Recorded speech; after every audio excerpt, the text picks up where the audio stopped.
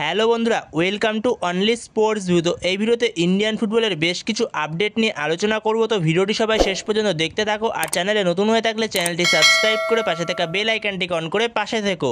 তো প্রথমে যদি কথা বলা যায় কেরালা ব্লাস্ট এফসির উরুগুয়ের অ্যাটাকিং মিডফিল্ডার অ্যাড্রিয়ান লুনাকে নিয়ে, তো অ্যাড্রিয়ান লুনার সঙ্গে কেরালা ব্লাস্ট এফসির কন্ট্রাক্ট রয়েছে 31শে মে 2027 অবধি, যেখানে আরও 3 বছরের কন্ট্রাক্ট পড়ে রয়েছে অ্যাড্রিয়ান লুনার সঙ্গে কেরালা ব্লাস্ট এফসির, যেখানে 2021 সালে অ্যাড্রিয়ান লুনা যোগ দিয়েছিল কেরালা ব্লাস্ট এফসিতে। তো কেরালা ব্লাস্ট এফসির হয়েই সে খেলছে, তো সেখানে 2027 সাল অবধি তার সঙ্গে কন্ট্রাক্ট পড়ে রয়েছে। তো এই উরুগুয়ের অ্যাটাকিং মিডফিল্ডার অ্যাড্রিয়ান লুনাকে হয়তো এই মরশুমে আর রাখছে না কেরালা ব্লাস্ট এফসি, তো সেরকমই খবর পাওয়া যাচ্ছে। তো সেখানে কেরালা ব্লাস্ট এফসি হয়তো ছেড়ে দিতে চলেছে এই অ্যাড্রিয়ান লুনাকে এই মরশুমে।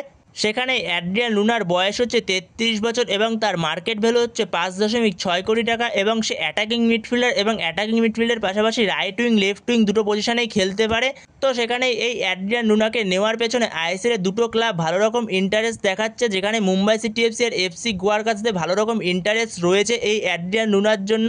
তো সেখানে দেখা যাক যদি অ্যাড্রিয়ান লুনা পরবর্তী সময় কেরালা ব্লাস্ট এফসি ছাড়ে তাহলে আইএসএলের কোন ক্লাবে জয়েন করে। তো পরবর্তী সময় এ ব্যাপারে কোনো আপডেট পেলে অবশ্যই তোমাদের সাথে তখন শেয়ার করে দেবো। তো এরপরে যদি মুম্বাই সিটি এফসিকে নিয়ে কথা বলা যায়, তো মুম্বাই সিটি এফসি তাদের 6জন ভারতীয় প্লেয়ারকে ছেড়ে দিল, এবং তার আগে তারা ছেড়ে দিয়েছিল 2জন বিদেশিকে, যেখানে তারা বিদেশিদের মধ্যে ছেড়ে দিয়েছিল ইয়োল ভ্যাননিফকে আর জেমেরি মানজারোকে।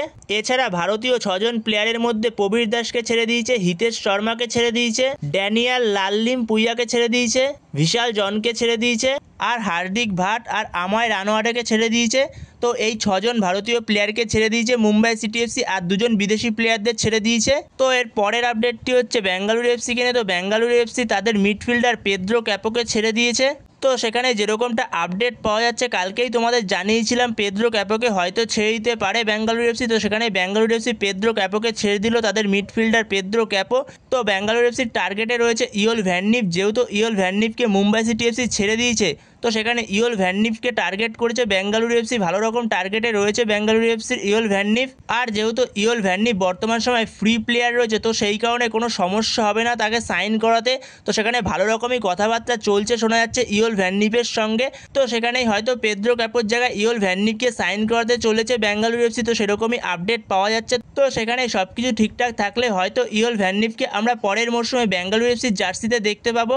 তো সেখানে দেখা যাক পরবর্তী সময় এ ব্যাপারে কোনো আপডেট পাওয়া যায় কিনা। তো পরবর্তী সময় এ ব্যাপারে কোনো আপডেট পেলে অবশ্যই তখন শেয়ার করে দেবো। তো এরপরের আপডেটটি হচ্ছে প্রবীর দাসকে নিয়ে। তো প্রবীর দাসকে তো অফিসিয়ালি থ্যাংক ইউ জানিয়ে দিয়েছে মুম্বাই সিটি এফসির থেকে, যেখানে মুম্বাই সিটি এফসিতে সে লোন ডিলে গেছিলো এই মরশুমের মাঝপথে কেরালা ব্লাস্টার এফসি থেকে। তো সেখানে যেহেতু মুম্বাই সিটি এফসি তাকে অফিসিয়ালি থ্যাংক ইউ জানিয়ে দিচ্ছে, তো সেখান থেকে সে আবারও কেরালা ব্লাস্টার এফসিতে ফিরবে। তো তার কেরালা ব্লাস্টার এফসির সঙ্গে কন্ট্রাক্ট রয়েছে 31শে মে 2026 অবধি, তো আরও 1 বছরের কন্ট্রাক্ট পড়ে রয়েছে। তো সেখানে কিছু কিছু জায়গা থেকে দেখা যাচ্ছে প্রবীর দাস মোহনবাগানে আসতে পারে। তো সেখানে দেখো বর্তমান সময় প্রবীর দাস মোহনবাগানে আসতে পারে, তো সেরকম কোনো খবর নেই। প্রবীর দাস বর্তমান সময় কেরালা ব্লাস্টার এফসিতেই ফিরে যাবে। তো সেখানে যদি মোহনবাগান ম্যানেজমেন্ট প্রবীর দাসের সঙ্গে কথাবার্তা বলে তাহলেই হয়তো প্রবীর দাস হয়তো আসতেও পারে। তো সেখানেই হয়তো প্রবীর দাস কেরালা ব্লাস্টার এফসির সঙ্গে মিউচুয়ালি কন্ট্রাক্ট টার্মিনেট করে হয়তো মোহনবাগানে আসতেও পারে। তো এরকমভাবে একটা পসিবিলিটি রয়েছে যদি মোহনবাগানে আসে প্রবীর দাস, তো এটা না হওয়ার চান্সই বেশি।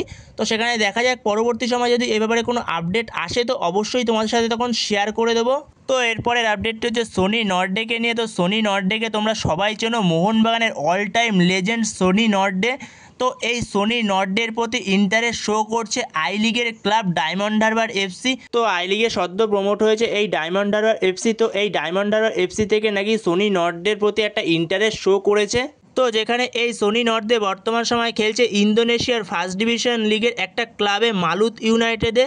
তো সে এই মালুত ইউনাইটেডের হয়ে সে 33টা ম্যাচ খেলেছে। তো 33টা ম্যাচে 4টে গোল করেছে, 7টা অ্যাসিস্ট করেছে।